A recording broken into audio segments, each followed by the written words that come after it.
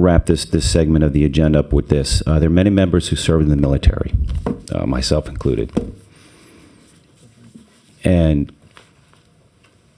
we all raised our right hand and we took an oath. And for the people who may be watching and looking at this, the oath doesn't go away. When you raise your hand and take the oath, it sticks with you. And that's part of the effort up here. And so we took an oath to defend the Constitution, and that's part of what this endeavor is about. And as I said before, we'll work within our capacity and within our lane, but we will do our best to make sure that that oath is maintained and freedoms are maintained, and that we're able to work within a framework when there is an emergency, that we can protect the public while maintaining our freedoms. So with that, I'd like to bring up Colonel Waller. I understand you have a story to share that's related to the latter part of your career in the Marine Corps, and then you may start on your presentation as well on securing the grid. Please identify yourself. Thank you. Good morning, Mr. Chairman, Committee. Lieutenant Colonel Tommy Waller, United States Marine Corps, retired. I want to thank you for having me here, and I want to thank God for the timing. And the reason I say that is I needed this. I needed to see this. What I have here before me that I'm going to ask each one of you to sign is a U.S. Constitution, a copy of it, that was given to me by the parents of an only child who died under my command in Iraq. And they said, never forget what he died for. And what you're demonstrating right now is that you understand that commitment. The connection that the chairman asked me to talk about between your previous topic and my career is that it wasn't, thank God, and a lot of prayer and my guardian angels, it wasn't the Taliban that took me off the battlefield in Afghanistan, or Al-Qaeda in Iraq, or Boko Haram in Africa, or the cartels in Latin America. It was U.S. government policy that would cause me to violate not only my conscience, but to violate the law, and to violate the one thing that separates 5,000 years of human history and tyranny and what we have, which is consent of the governed, the informed consent of the individual Marines under my charge, which I refused to do and lost my career over it. And what I see today is you doing exactly what our federal government should be doing, but isn't. And so it makes me proud to be from Louisiana. So thank you for inspiring me. And I would just ask before you leave, if you can, to sign this, because it would mean a lot. The topic that I want to cover today, I know we don't have a whole lot of time, and that's okay because I will make myself available whenever you need. But this is a topic that could take every member of the U.S. military off the battlefild. And I would just ask if our tech guys could help bring some slides up. I'm going to cover this extremely quickly. Mr. Chairman, how much time do we have? Well, I checked the schedule. I think we may lose a couple of members for other scheduled meetings, but I think we do have some time, so you can let it breathe. And I would encourage the members that are here to stay and listen to Colonel Waller's presentation. I think it's very informative. But I know one or two members do have a committee meeting at 9. I know Representative Knox, you do. Yep. So with that, Chairman, then what I'll mention is for Representative Knox and others, I've already prepared a video form of this presentation in detail. So if you do need to go, just know that I can send it to you and you can watch it on your own. It's available for you and for the general public. You see the quote there, the supreme art of war is to subdue your enemy without fighting. Taking down the electric grid is exactly how our enemies can and are planning currently to take down this civilization. A quick introduction. I'm here on behalf of the Center for Security Policy. We already talked a little bit about my military career. One thing I didn't mention was that I was blessed to be asked to work for the U.S. Air Force, the Electromagnetic Defense Task Force. And that picture on the left is during that time with Ambassador Woolsey, the former director of Central Intelligence. We had the opportunity, our nonprofit, to brief Mr. Trump before he was president on this very topic that you're about to hear. But the thing I want to emphasize is that our organization represents the public interest. We take no funding from the government at any level, from any foreign sources, or from any industry that could profit off of our recommendations. And it's been my privilege to lead a nationwide coalition focused on the electric grid for the last 10 years. Now, I also want to thank, if there are members in this room that work for the electric utilities, I want to thank them, because the reality is there's nothing that I ever did in uniform or ever would do that would actually make a difference in the day-to-day survival of the American people. Those that keep the lights on do, because they're on the front lines of this present global war. And I know for the utility industry, it often feels like mission impossible. They get hit from every direction with regulations, whether it's EPA. I mean, there's tons of regulations. A lot of times they have to just figure out what are the ones that we're going to get fined the least to break, and just decide to break those, because it's almost impossible. So I want to make sure that that is understood from the beginning, because as we talk about this issue, I am also going to warn you, Representative Wiley, you mentioned earlier about scientists who lie. There are scientists who lie, and there will be debate about this topic. Where you're gonna want to understand the truth. Okay. Very, very briefly, I'm going to speed through the next portions of these presentations, because for the sake of your time, and also because we can send you the video briefing. Yeah, Colonel Waller. So we'll get through them, and then we'll try to hold over for a little Q&A after. We can go back to some of the parts that maybe some people are interested in. Sure, absolutely. Good. So I'm just going to breeze through real quick. When we talk the grid, Louisiana, that's your six different large monopoly utilities there. Let me just move quickly. When we say grid, what we're talking about is everything from generation to transmission to distribution. We can explain all of that, but that's what we're talking about when we say it. It's pretty complicated, right? Texas has its own grid, but you can see that Louisiana right there is connected to the Eastern Interconnection. It's connected through a bunch of regional transmission authorities and independent system operators. Think about those like air traffic controllers. Specifically, MISO, the Mid-Continent Independent System Operator. Why do I even mention all this? Because it's not simple. Electrons don't care about state boundaries. Electrons don't care about political parties either. So this is a bipartisan thing that is going to have to stretch beyond just Louisiana. I also emphasize this because this is the kind of thing that the Public Service Commission understands very well, right?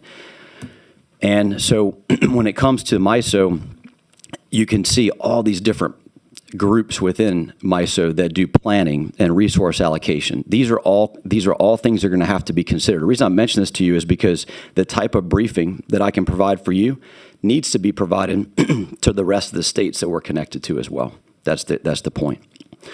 Now, the grid is a target for our adversaries. Each one of these are the 16 critical infrastructures, right? I could talk about each and every one of them and what happens during a prolonged outage, but you can imagine it's not a small deal. Why is Louisiana a target? Just look at the map.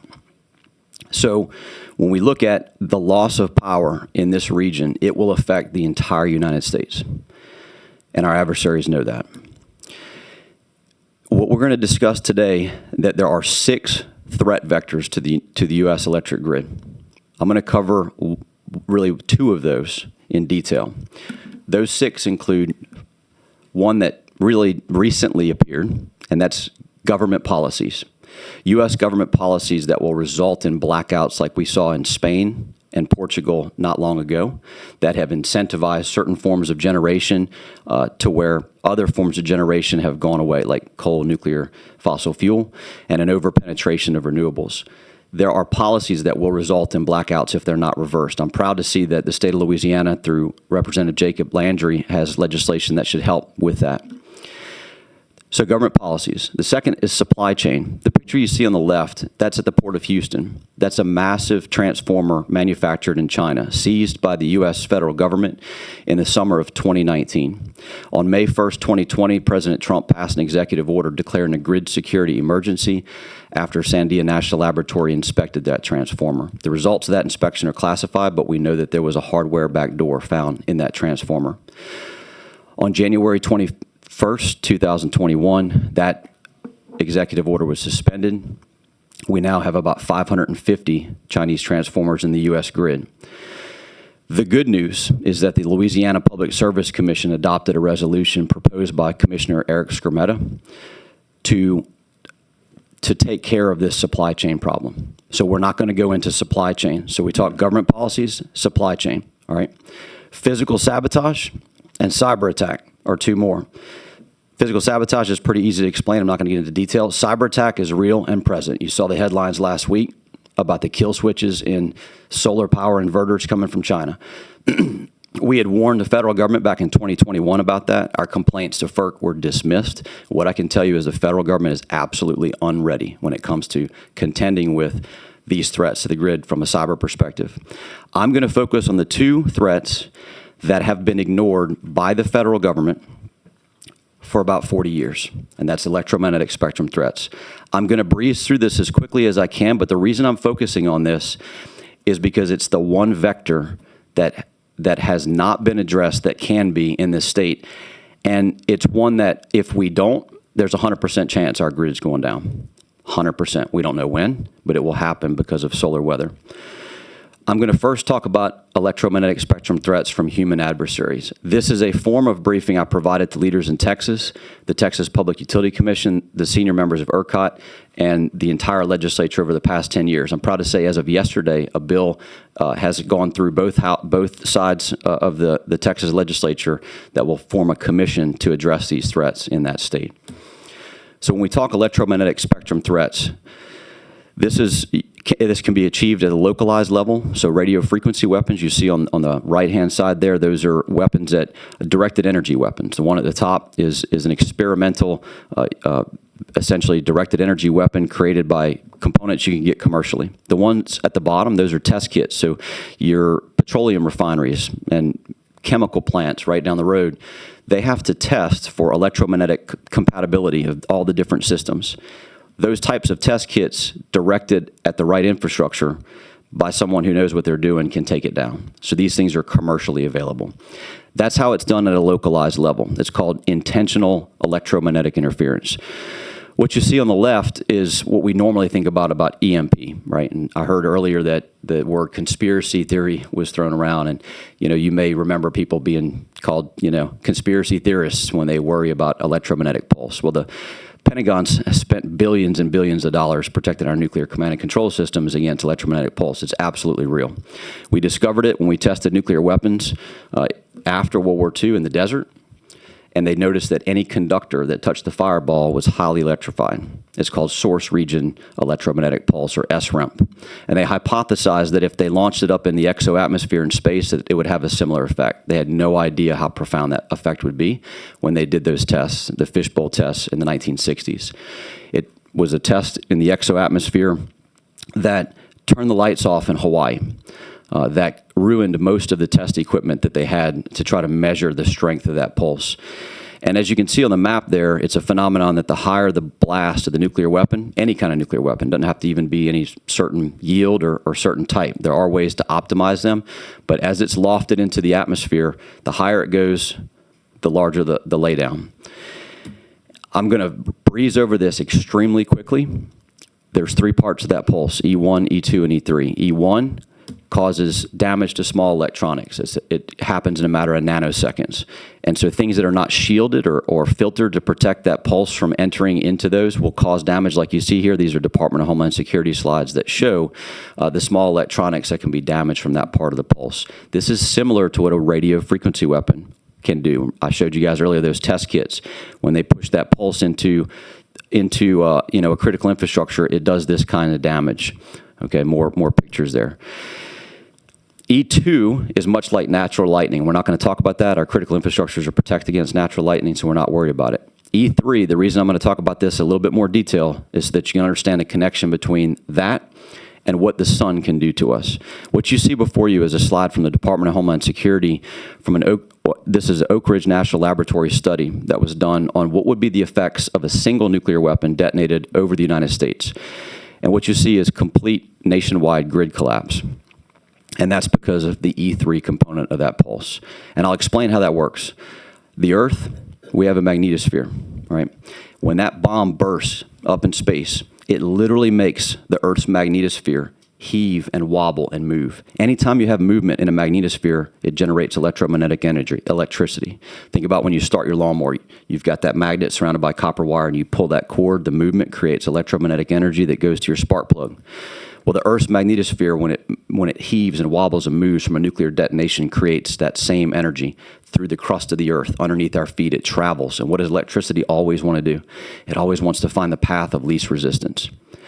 So when we look at our grid and we have these gigantic transmission lines that you see when you drive by, and those huge transformers that step up that power, that's exceptionally low resistance, high voltage.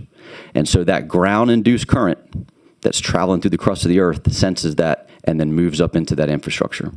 That happens within seconds and minutes after a nuclear detonation in the exoatmosphere, regardless of where the blast is. That blast is over New York. This one's over Dallas.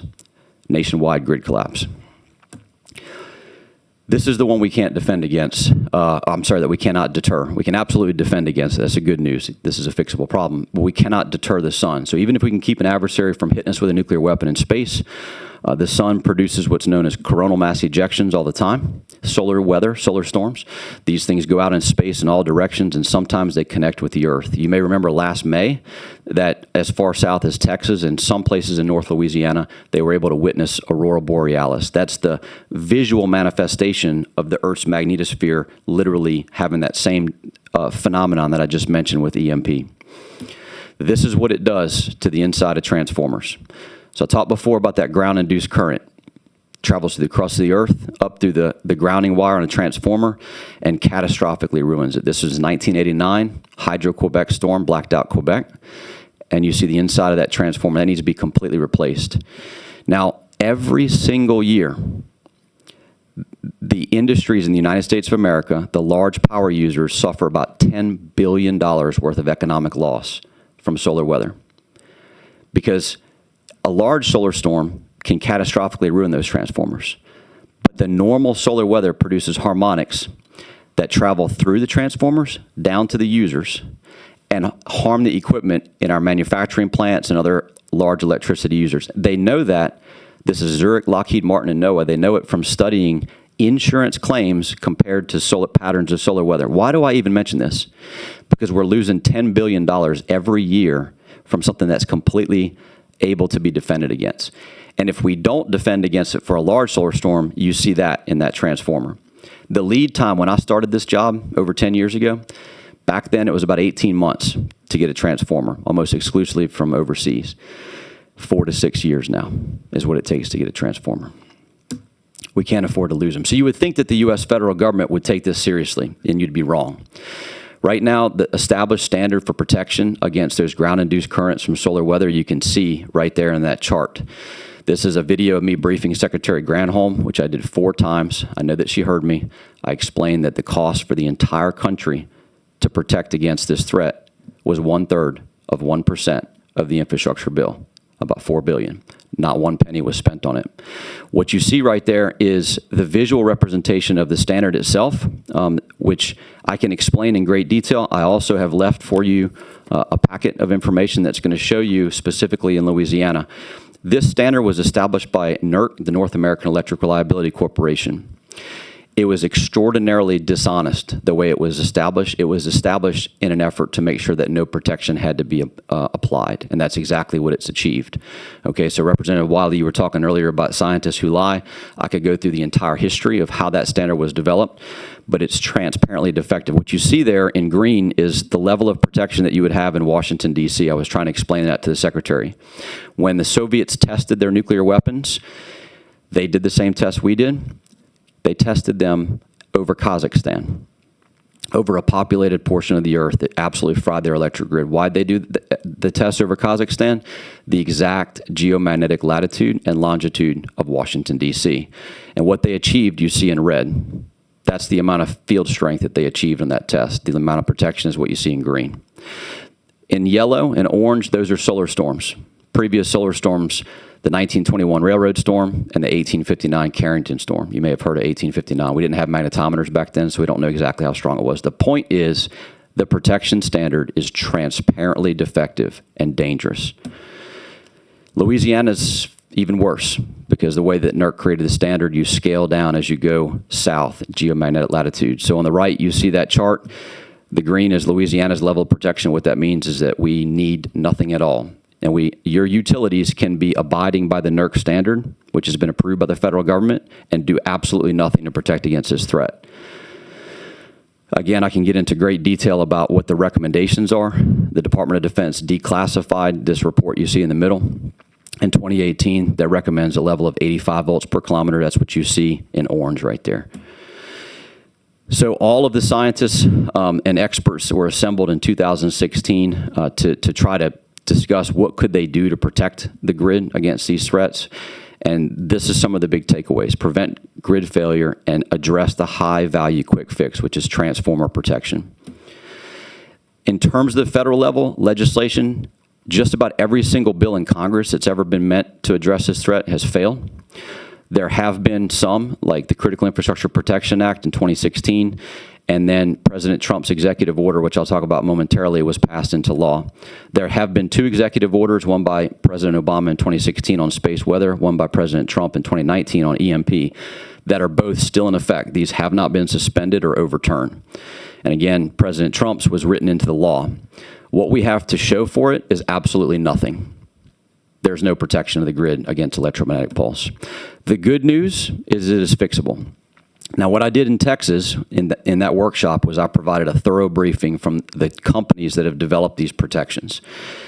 I won't go into great detail here, but what I'll tell you is that particularly the E3, the ground-induced current, the solar weather threat we just talked about, that neutral ground blocker you see on the right-hand side by Imprimis takes that threat off the table. The product on the left that was developed by Centerpoint Energy, it's interesting that the engineer that helped develop it went to Tulane. And I talked to him about this, and I said, hey, have you had any traction whatsoever from Louisiana?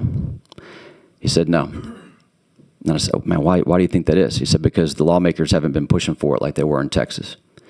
And so what I'll just share with you as an inspiring story, which goes to the value of the work that you can do, is that bill I mentioned in Texas yesterday, that's taken 10 years, right? 10 years of being killed over and over and over, I'll just say it, by the electric utility lobby, okay? But at that time, electric industry experts and engineers saw this coming and said, hey, we better get ahead of it. And they developed technological solutions to protect against EMP. So there's a good news story there too. But what it took was legislative action. Why is there such a focus on transformers? And I just want to show you this picture so you can understand. That's a $20 million asset that takes 6 years to build. That neutral ground blocker that can keep that ground-induced current out, it costs about $500,000. You see it there on the left. It's tiny. But just the replacement process, I want you to think about this for a second. We have thousands of these in the North American grid. The lead time's 4 to 6 years for one. But just the replacement process itself, there's only about 30 Schnabel carts, the type of rail and wheeled carts that can move these across the United States of America. Our nation has only about 30.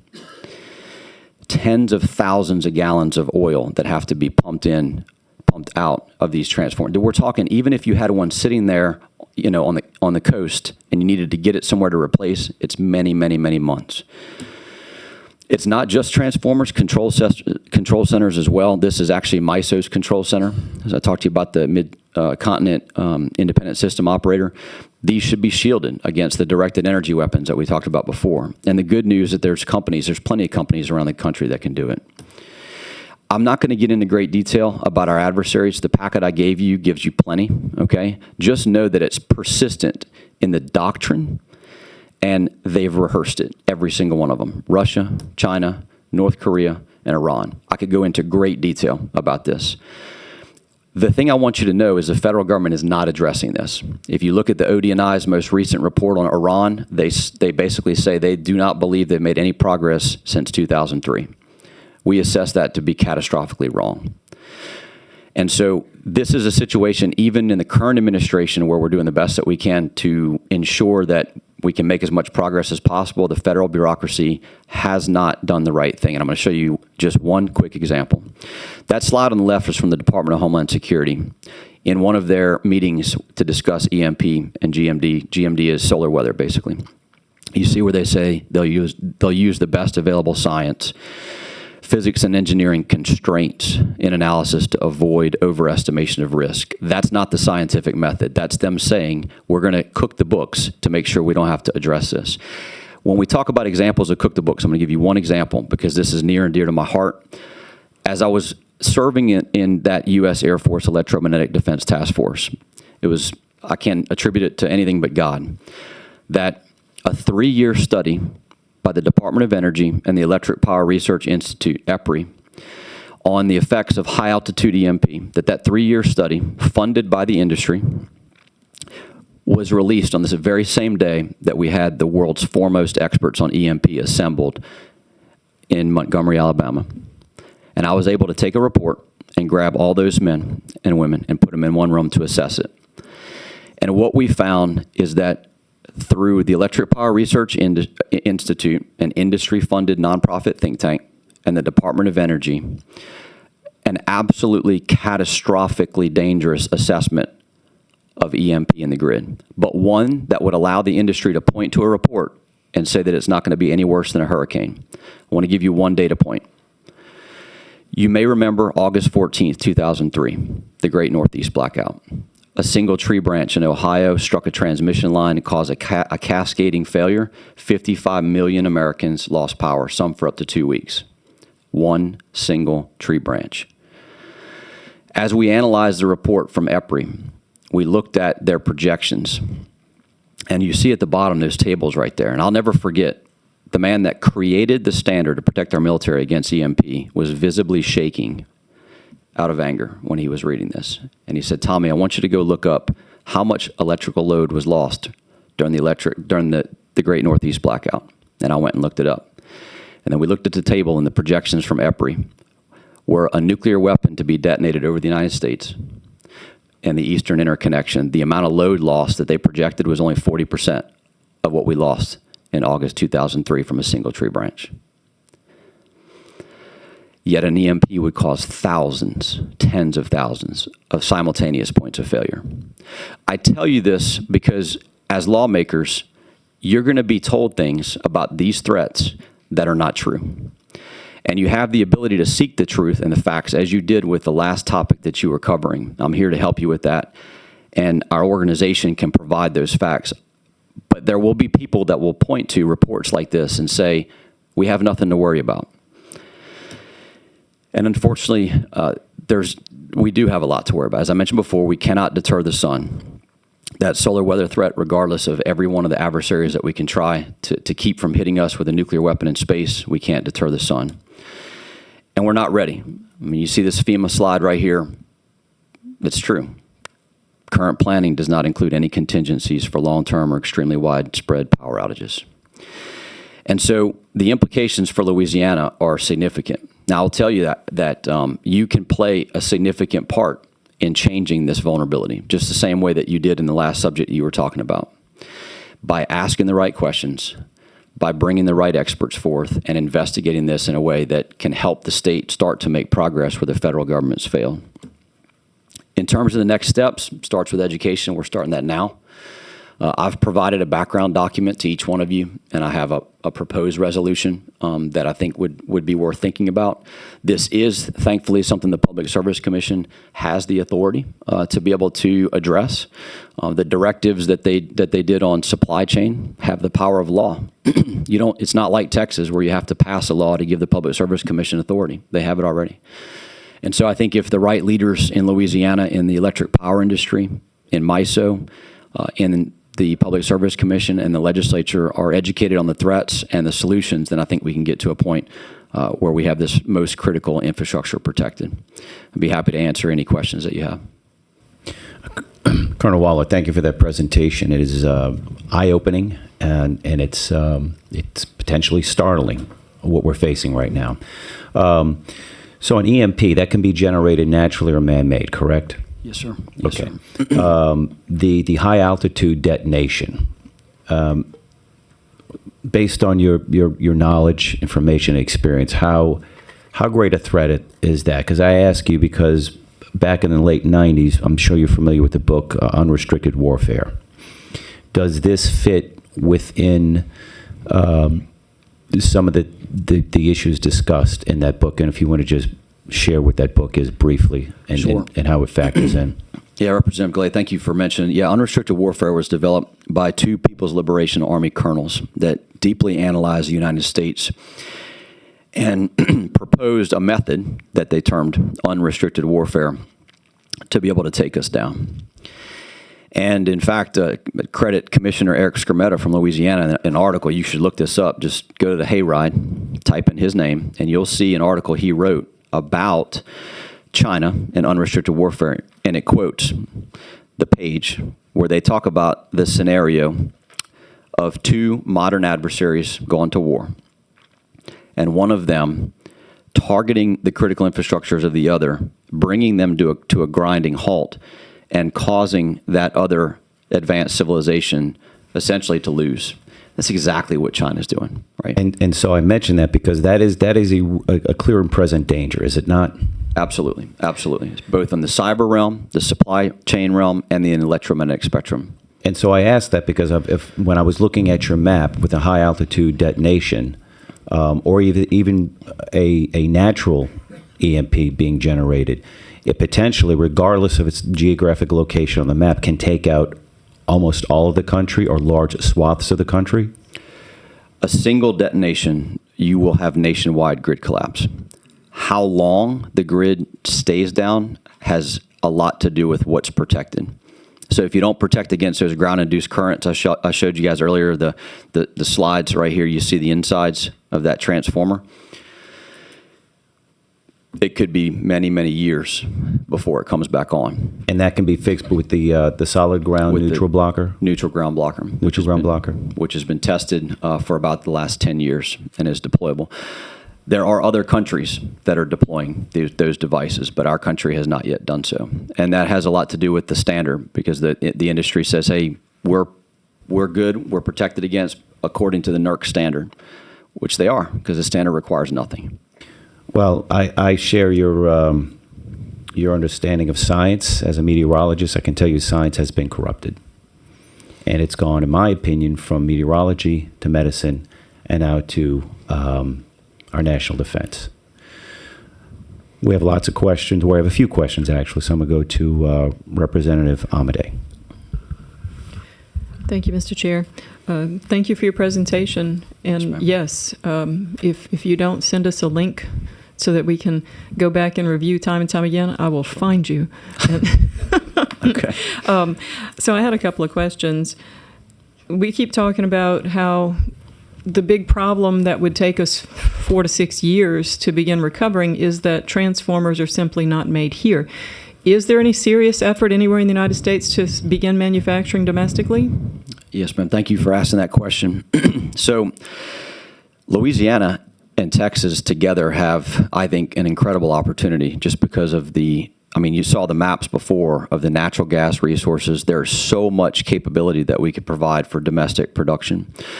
These are some of the things that we're recommending to the federal administration. If it were up to me, we'd have the Defense Production Act. If you remember, there was a time when we had the Defense Production Act to create ventilators.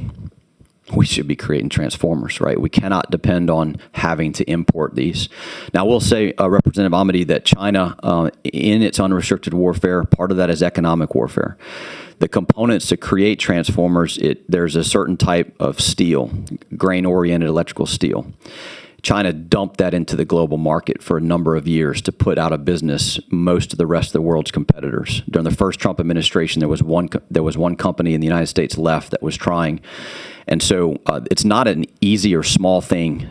It's going to be difficult, but I think that's a way, and perhaps that's another thing, another resolution that this state could resolve to say, hey, we are ready in Louisiana to be a producer of electrical transformers, for example. And that would help go a long way. Because here's the other thing is, if the Chinese can build them to have hardware backdoors in them and make them cyber vulnerable, we can build them to be resilient. We can build them to be resilient to electromagnetic pulse. We can build them with a neutral ground blocker on them already, right? So these are things that are absolutely fixable. And it can happen. It can start right here in Louisiana if you show the will to do it. So is the only component that we lack domestically this particular kind of steel? No, ma'am. I mean, in terms of domestic, so when it comes to electric infrastructure in general, most of it is produced overseas. And much of it is sourced from China, even if the manufacturers are putting it together in European countries. So it's not just grain-oriented electrical steel. There's a lot of components. But the more emphasis we put on examining those things, the better, right? And then the more you can signal to the industry to make those investments to get started here as well. Okay, so one more question on this particular issue. You're saying right now these are not domestically produced. Right now we have to source this from other countries. Is it possible for the United States to manufacture this on our own? Do we have the most basic of resources available to us? In other words, if we wanted to, could we? Or do we still have to go outside of this country to find the necessary components? So that question about what we can and can't do physically right now, it needs to actually be analyzed deeply. What I can tell you is that I know that there has been an upswing in transformer manufacturing in the United States. Not for the largest of them, like that picture I showed you, that gigantic one. Most of those are produced overseas. But in terms of the readiness for the country to do it, I mean, that's the kind of thing that, the Congress should be pulling in, the major steel manufacturers and transformer manufacturers. What I will do, Representative Amity, though, is I will get that question and do the best I can to come back and answer it specifically. Because I think if the Louisiana legislature starts to show, a willingness to try to bring that stuff here, then you'll have the people who make those things wanting to come tell you those answers. Well, as a legislature, economically, we want all kinds of business to come here. Absolutely. So as a follow-up, as you go and research that and get it back to us, if there is an element or some component that does not exist in this country, is anyone researching ways to design transformers that could be done only with the components that are available domestically? What I'm looking for is, can we ever, as a country, in the future, can we ever be completely independent in producing what's needed to protect our grid? I think if the United States has a will, there's a way. Oh, I absolutely agree. We have some of the brightest entrepreneurial type minds. We have some of the greatest curious scientists, and we have economic motivation and then security motivation. So I'm hoping that that's already underway. So in your presentation, on one of the last slides, you mentioned legislative resolutions and background document. I don't know that this is that document. That's the document I referred to. Yes, okay. It's a quick, I guess just educational primer on the importance of Louisiana to our national security. We didn't really talk about that in the presentation. I showed you a couple of slides of the maps, but there's one page in this document that outlines some of those key bases and really, the Strategic Petroleum Reserve. Right? Depends on pumps. Pumps depend on electricity. There's it's probably a whole separate briefing that we could give on nuclear power, and the implications of a widespread long-term blackout.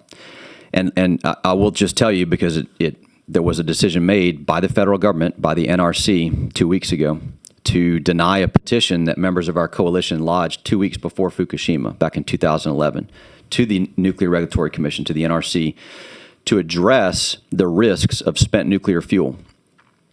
So that reactor has nuclear fuel that's used in the reactor. Once it's past the point where it can generate that fission in the reactor, it has to be cooled, and it's put in a 40-foot deep pool of water for a couple of years to cool, okay? And right now, the NRC's requirement is for the emergency diesel generators that keep the water flowing, right? The water's got to be flowing to keep it cool. That requires electricity. That electricity is not produced by the power plant, the nuclear power plant. It comes from the outside grid. So say the Louisiana grid goes down, then they have to rely on diesel generators. And the NRC's requirement right now is only 7 days of fuel. This petition that was lodged said, no, it's not good enough. You need to have some type of walk-away safe, uninterruptible power source.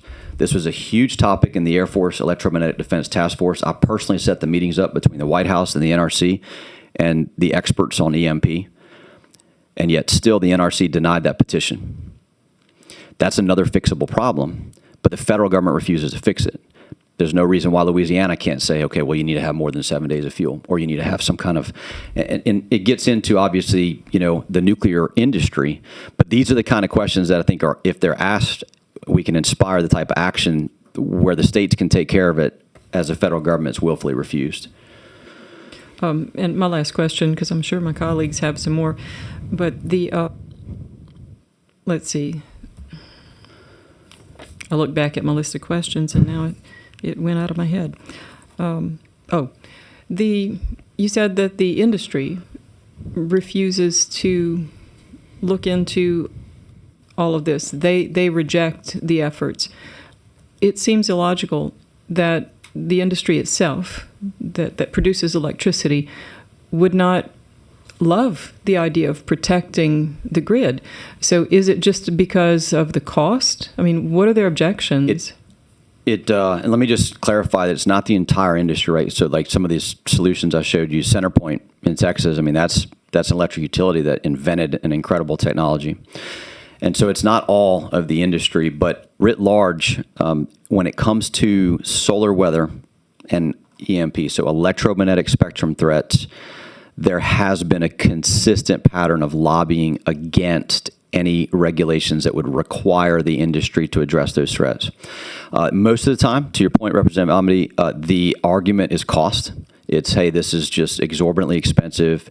And what Texas, when we went there and did the workshop with ERCOT, and we looked at just transformers, right? At least getting started with the transformers and applying the two solutions that I showed you before that would protect against a ground-induced current, and then also the E1 part of the pulse for the substations.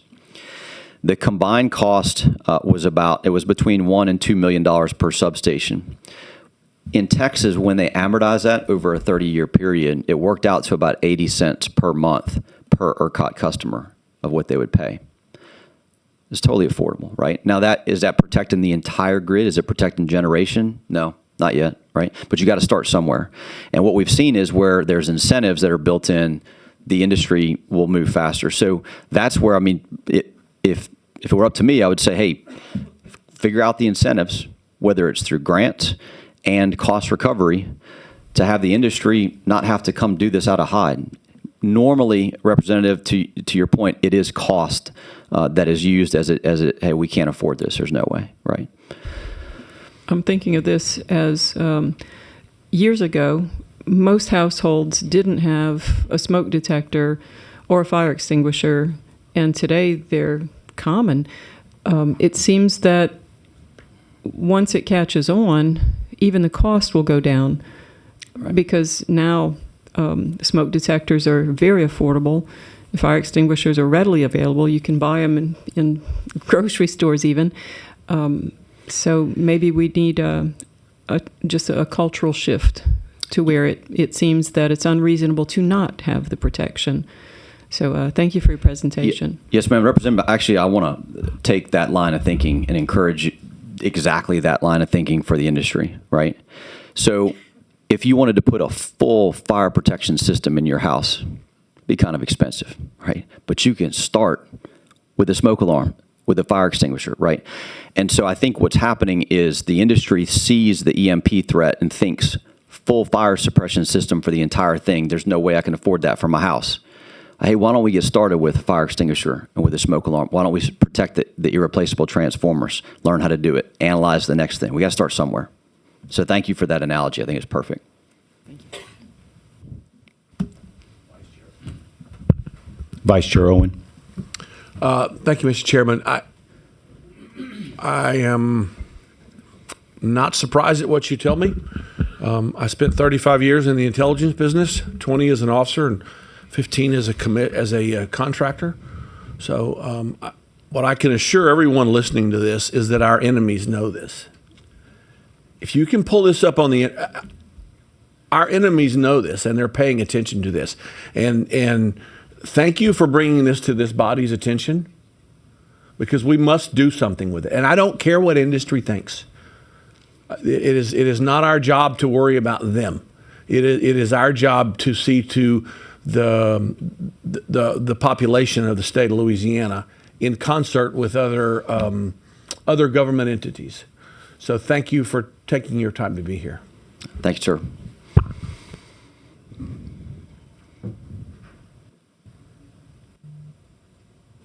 Representative Coates. Thank you, Mr. Chairman, and thank you for allowing me to come into committee this morning. Thank you, my friend, for being here. Thank you for your service. You know, I appreciate all that you do and your beliefs and how you stand tall. We've been kind of speaking on this for the last couple years, and I'm very happy that you're here in Louisiana and bringing this topic up to all of us. You know, I sit on the Natural Resource Committee, and our committee in the fall, we actually traveled up to the Southwest Power Pool, which is kind of the equivalent of MISO. And MISO, the representatives, members actually drove over or traveled over, and they both gave us presentations.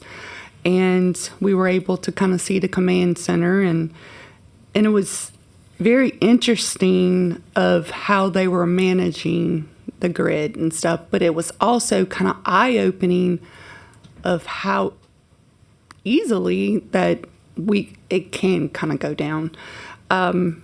So in Natural Resources recently, you were there and you gave an article to the committee called "What Americans Can Learn from the Iberian Blackout." Can you kind of explain that to this committee? Sure. Yeah. Representative Coates, thank you. Thank you for your leadership of our district. So when you saw that blackout in Spain and Portugal, what you had a week before the blackout were the headlines, the news headlines that were applauding how Spain had finally gone 100% renewable generation. And when they say renewable, what they're talking about is specifically wind and solar. Those two are connected. And let me just be clear, I'm not anti-wind or solar. There's a lot to be gained by solar and wind generation, particularly at the local level, if you microgrids, household level. But when you apply them en masse to the grid, which runs an alternating current at a certain frequency, right? That frequency has to be maintained. And so when the wind's not blowing and the sun's not shining and there's no generation coming, it has to be backed up by other forms of generation. Traditionally, that's natural gas turbines. So the traditional AC grid has lots of generators that have big spinning machines, right? Whether it's just big turbines, whether it's generated by steam through nuclear, through fossil fuel, through coal, natural gas. And that creates a certain inertia and momentum, okay? And that is helpful for the reliability of the grid. It's harder to kind of take it off balance, right? So the analogy would be, a child on a swing set. They get going on the swing set. There's inertia. It's smooth at a certain frequency. There are times where the wind and solar, because they don't use the same type of rotating equipment, they're injecting power into the grid through inverters, okay? Which last week, the headline said the Chinese manufactured inverters have kill switches. And the injected power into the grid that's different than the inertia generated by those rotating generators sometimes can cause what's known as subsynchronous oscillation. That was the term of what happened in that grid. So imagine the child on the swing set, good inertia. Somebody grabs one of the chains and pulls it. What does that child want to do? Jump off the swing set so it doesn't hurt himself or herself, right? So what did the Iberian grid do? It shut down so that you wouldn't see significant damage. That oscillation can cause physical harmonics and damage. It also causes thermal damage, right? And so these are things that when countries decide to shut down, fossil fuel generators and coal and nuclear power and the traditional forms of generation that provide what we call base load power, it's predictable all the time, and over apply wind and solar, you see these types of things happen. And that's why I thought it was wise for Representative Jacob Landry, to have a bill that redefines, quote, green energy to also include nuclear. Look, one of the good news stories is that we have 250 years worth of clean, carbon-free electricity in the United States, already mined in the form of spent nuclear fuel. That same thing I told you about earlier, that's a risk. Once it comes out of the water, it's in concrete casks. There's 93,000 metric tons of that across the United States that can be recycled in fast reactors to produce electricity. And so when we talk about renewables, if we had the ability to redefine them as that bill did, then we can start to explore things beyond just the wind and solar systems that are predominantly produced. I mean, right now it's between 80 and 90% of that comes from China, all the components for wind and solar. That's a long answer to your question, but I don't know if that did that answer your question. Okay. Well, I appreciate that. And also in natural resources, we had a study committee on nuclear, and a gentleman came to the table and mentioned of how they can recycle that. And yesterday, actually, our committee passed a bill for Senator Bass on nuclear, how we can start moving that forward. So I think we're working kind of collectively on that as well.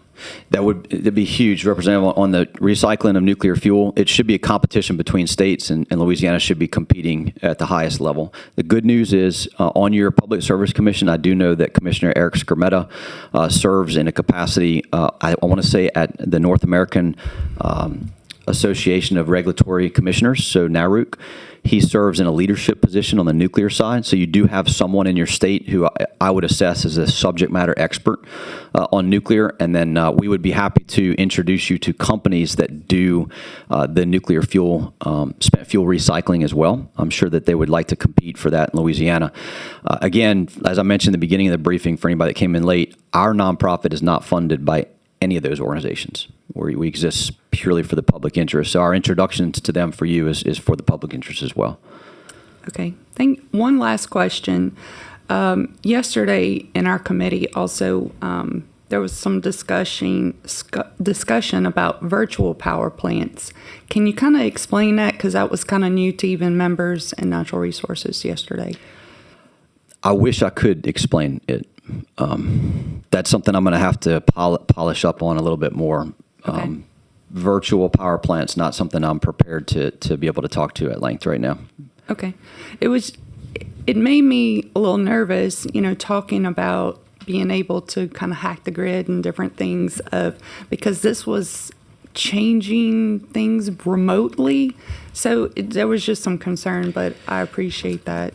So your concern is well placed, ma'am. We have seen, for example, the battery energy storage systems, or BESS systems, that take the direct current energy from wind and solar and store it so that it can be dispatched to the grid. It usually can do that for maybe a few hours at a time when the grid needs it. Again, almost exclusively made in China. Duke Energy had one in Camp Lejeune, North Carolina, that had to be removed from the base because of the same threat. And we also know, I've heard stories in Texas of utility operators, telling stories about how they had to call back to Beijing for the customer service guy to help them with the programming of, the BESS system, right? And so there's oftentimes, supposedly firewalls and all these different things but if it's manufactured in a foreign adversary nation, you have to assume that the foreign adversary can use it as a weapon. And that's what the headlines told us again last week. So I think your concerns are appropriate. Okay. I appreciate you, and thank you for all your work. I am working on a resolution that I'll be bringing, so if any of the committee members are interested and stuff, we can discuss later. But thank you again. Thank you, Mr. Chairman. Thank you, ma'am. Representative Cruz. Thank you, Mr. Chairman. Thank you, Colonel Waller. Been very informative. I've got a few questions. They probably go all over the place because this is a very broad subject. First of all, I noticed you had a movie, Power Down, Grid Up, I think was the name of that. Yes, I'm going to encourage the members of the committee to watch that. And there's a book I read, I think it's called 1 Second After, which gives you a good idea just how bad the situation could be if we lost the grid. So Being in the Air Force for a while, we were always thinking about that. EMP in the airplanes. I mean, we took forever to upgrade avionics just because we had to make sure they were shielded against those types of things. So I've got a lot of attention to this particular thing. But I wanted to ask you on a individual level, at a personal home, would an EMP would be a serious threat to a home that, say, had its own generator outside? Because we have a lot of those in Louisiana because of the weather challenges here. A nuclear EMP is going to potentially ruin any unshielded system. So now, when we looked back at, this graph here, and this is nationwide grid collapse because of the E3 part, the ground-induced current. When you see the laydown of the effect of EMP, it's a line of sight phenomenon, right? So at the center, that's about a 30-kilometer height of burst. What you could count on is that the E1 component of that would damage or destroy, or at least just upset and turn off many electronics underneath that field, right? That circle. But small electronics outside of that may not be nearly as affected, right? So it kind of depends on where the burst goes when it comes to small electronics, household electronics, generators, etc. I know that there are some products on the market out there that are meant to be filters to protect home generators and those sorts of things. I know that there are products like solar systems that are tested to be EMP resilient, but most commercial and personal equipment in the scenario of a nuclear EMP is going to be at least upset. So it would obviously depend on where the location of the blast was. So there's a chance a grid could go down, but your house still be okay if you had a personal generator. There's a chance. Now, the natural gas infrastructure that powers that generator, unfortunately, the EPA requirements are such that they took the compressors that used to run off the natural gas in the pipe and said they have to be electric. So, it's a complicated issue. It's not an easy fix, right? But you can start somewhere, and I think that's kind of what we're arguing to do. We've recently had some other threats to the system outside of that on the backup side. So we had I believe it was a storm recently, but the natural gas company did not know how many consumers had generators. So when we had an electrical power outage and everybody fired up their generator, they found out we don't have enough gas in the lines for these. So I don't know how we plan for something like that, because there's no way that I know of to know which homeowners have or don't have a backup. Right. So natural gas capacity, that is a big deal for the grid and then for the household user. I mean, I feel like we're fortunate in the state, at least we're real close to where it's coming from and getting pumped out. I will say some of my best friends work in the natural gas industry here in the state, and they work really hard at that. But I have heard exactly the same thing, Representative Cruz, that they have to predict how many of these big homes have big generators ahead of a lot of the cold weather threats and all those. So I think you're entirely right. And look, I mean, I think it's probably something that the industry, if they were told to do a capacity study on that, that they could. I mean, they could figure that out. Now, outside of the EMP threat, there used to be something called PURPA that would allow consumers to inject whatever electricity they generated back into the grid. I don't know if that still exists. Are you familiar with that? I know that there are, and every state's different, but there are some situations where, there's incentives, financial incentives for homeowners to have, say, rooftop solar to reduce their electricity bill, and it would be through that type of arrangement. I was wondering if that's something we ought to think about, not necessarily, like I said, the EMP threat, but just for these outages for maybe base load capacity or whatever, not meeting it, to where we could have those people have whatever Tesla power walls or whatever, or that power pack at the stations to be able to put some power back in the grid to help out in those situations. I think when it comes, so I get and I've seen articles written about that, how, electric vehicles could help keep the grid stable because they can plug in. And I guess theoretically, if you had some batteries out there that the grid could suck off of for a little bit of time, it might help for like a little bit of time. I think the way I would look at it, and my recommendation for this people of Louisiana would be to incentivize them to be as prepared as they can at the individual and family and household level. And look, some of the other states have done that. State of Wyoming began to look at this threat seriously and made recommendations as part of their emergency preparedness plan for the citizens to have more water and food and preparedness in the case of a blackout. Thankfully, Louisiana is relatively familiar with things like hurricanes, but the more prepared the people can be, the better they'll weather any threat to the grid. And I'm bringing that up really on a small scale because I guess it was 3 weeks ago, the Southwest Power Pool shut down part of my community for about 4 hours. And it was unannounced. It just happened. And I was thinking if we had some kind of capability to offset that, maybe that could have helped. I don't know. Back to what you were talking about earlier, though, the base load capacity. That's been a very bad fallout from the green movement. Is we used to have a lot of base load generated by coal, and now a lot of those plants are shut down. And natural gas used to be as topping plants where they would take the additional load, and now they're 100% up. They're running the base load, so we don't have that capacity. And when solar or something is not available, we don't have anything left to really inject into there. So I think we need to rethink, and hopefully nuclear could be part of that answer, but some of these coal plants that we're shutting down, maybe cleaning them back up and figure out better ways to make that something more acceptable so we have a better base load generation capacity. Absolutely. Look, I mean, and I could, if you all wanted, provide access to other experts to provide presentations on exactly that subject, the resource capacity. I mean, the United States, by 2028, we will be suffering significant brownouts and blackouts because of the coal plant closures. I mean, it's going to happen unless we rapidly change course. And I'd be happy to introduce you to experts that could, in detail, show you how that's going to play out. Well, I think we could work with Jody and some of the other lobbyists out there in the industry to figure out how we might incentivize them to incorporate some of these strategies you've mentioned to prepare Louisiana for any eventuality. So thanks again for your testimony. We appreciate you being here and presenting to us today. Absolutely. Thank you, sir. Thank you for that, Representative Cruz. And yes, unless we have some mechanism to have continuous base load capacity to supplement the green stuff, I think this is going to become a greater threat. But I do want to take a personal privilege right now. If you look behind you, Colonel Waller, and for members of the committee, I'd like to welcome the third grade class from St. Peter's School in Covington. That's over in St. Tammany Parish. My son's in the third grade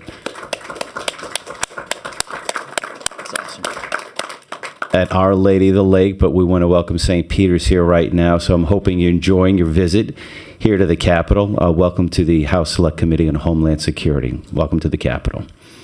We have one more question. Representative Edmiston. Thank you, Mr. Chair. Lieutenant Colonel Waller, thank you so much for being here. I always enjoy talking to you, but I always feel relatively ignorant when I get through because you're way over my head. But I want to ask your personal opinion on why you think, and I understand that cost is a factor, are there any other reasons that you think our federal government is not interested in this? I don't want to put you on the spot. Yes. You can say I can't answer. No, I mean, so the question being like, why would people in the federal government not think this is a problem? Right. Pride. That's a good answer. Yeah, I mean, I've been in situations where I'm in a classified space and I've got EMP commission reports laid out, and I have another lieutenant colonel come up to me and look at me and say, "Wow, you're planning for the apocalypse," in a mocking tone. So kind of conspiracy theorist sort of issues. Anything more sinister than that? There certainly could like be. plants in our federal government? We know that our adversaries have subverted much of our nation in many different ways, both ideologically and also in relation to infrastructure. We know the Soviets did a lot through active measures to try to create disincentives for things like nuclear power. There's a rich history of Soviet active measures in that regard. So I think that, and you see through, as Representative Gillay mentioned before, unrestricted warfare, the Chinese Communist Party will do anything and everything it can to affect the domestic policy of the United States to make it vulnerable. And so, I think that should be expected. I know that Texas and Louisiana, I think we're very interested as a legislature, and I don't know, I think we have good lobbyists I think our electric companies are good, and I think with our situation with our 5-member Public Service Commission, we're in a good place, like you and I have spoken about, to do something about this because we're different in the state. You mentioned Wyoming. Are there other states that you know of that are really interested in looking to do something, given the fact that the federal government looks like they're not doing what I think they need to be doing, for sure, to ensure the safety of its citizens?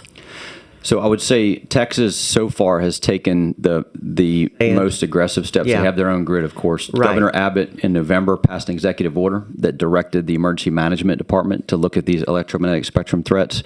The bill that should soon become law would codify that into a grid security commission that would look at these threats. Okay. There have been other bills in other states in the past that sought to make it a requirement. In the state of Maine, for example, for solar weather, traditionally all those bills have failed.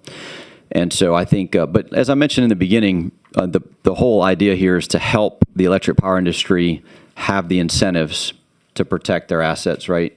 I think if the state says that, hey, this is such a priority, we're going to find, like I said, either grant money or cost recovery mechanisms, give them the tools that they need financially to be able to do it. I think that's going to be key, as opposed to just some unfunded requirement that they have to figure out how to pay for. Right. One last question. You mentioned a petition. Will you go back to what you were talking about with the petition?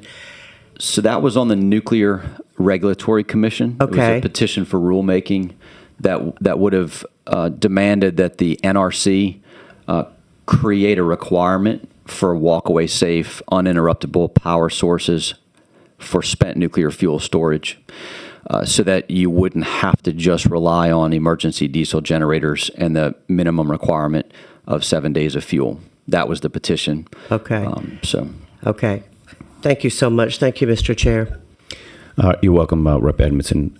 We're going to start losing members, so I want to try to bring this to a close. I do have 2 white cards. I'm going to bring up first